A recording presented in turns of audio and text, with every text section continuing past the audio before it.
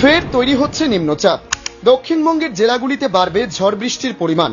গত শুক্রবার নিম্নচাপ অক্ষরেখা রাজ্য থেকে ঝাড়খণ্ডের দিকে সরে যাওয়ার ফলে সপ্তাহান্তে দক্ষিণবঙ্গে ঝড় বৃষ্টি কিছুটা বন্ধ হয়েছিল। তারপর থেকে টানা বৃষ্টির পরিবর্তে বিক্ষিপ্ত বৃষ্টি চলেছে বিভিন্ন জেলায়। রবিবার আলিপুর আবহাওয়া দপ্তর আবার নতুন আশঙ্কার কথা শোনালো।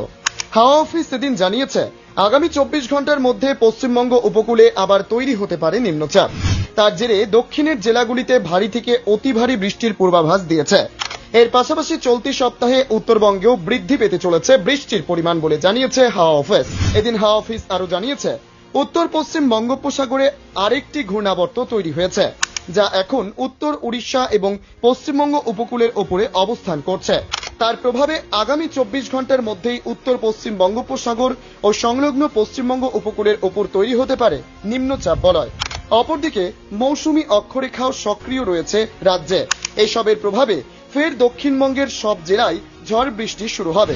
বিক্ষিপ্তভাবে ভারী বৃষ্টি হবে উত্তরবঙ্গেও। আগামী শনিবার পর্যন্ত দক্ষিণবঙ্গের সব জেলায় ঝড় বৃষ্টির পূর্বাভাস দিয়েছে আলিপুর আবহাওয়া অফিস। সোমবার ও মঙ্গলবার কলকাতা সহ দক্ষিণবঙ্গের সব জেলায় ঝড় বৃষ্টির জন্য হলুদ সতর্কতা জারি করা হয়েছে। তার মধ্যে সোমবার দক্ষিণ 24 পরগনা, পূর্ব মেদিনীপুর, ঝাড়গ্রাম, পুরুলিয়া, বাঁকুড়া, পূর্ব বর্ধমানে ভারী বৃষ্টি হতে পারে। পশ্চিম মেদিনীপুরে ভারী থেকে অতি ভারী বৃষ্টির সম্ভাবনা রয়েছে, সেজন্য ওই জেলায় কমলা সতর্কতা জারি করা হয়েছে। মঙ্গলবার ভারী বৃষ্টির সম্ভাবনা রয়েছে পূর্ব ও পশ্চিম বর্ধমান, বীরভূম, মুর্শিদাবাদ এবং নদিয়ায়। বুধবারও বজ্রবিদ্যুৎ সহ হালকা থেকে মাঝারি বৃষ্টির সম্ভাবনা রয়েছে দক্ষিণবঙ্গের সব জেলায়। বৃষ্টি বেশি হতে পারে নদিয়া, মুর্শিদাবাদ, বীরভূম, উত্তর এবং দক্ষিণ 24 পরগনা, পূর্ব ও পশ্চিম বর্ধমান জেলায়। অন্যদিকে উত্তরবঙ্গের 8 জেলাতেও আগামী শনিবার পর্যন্ত ঝড় বৃষ্টির পূর্বাভাস দিয়েছে আলিপুর হাওয়া অফিস।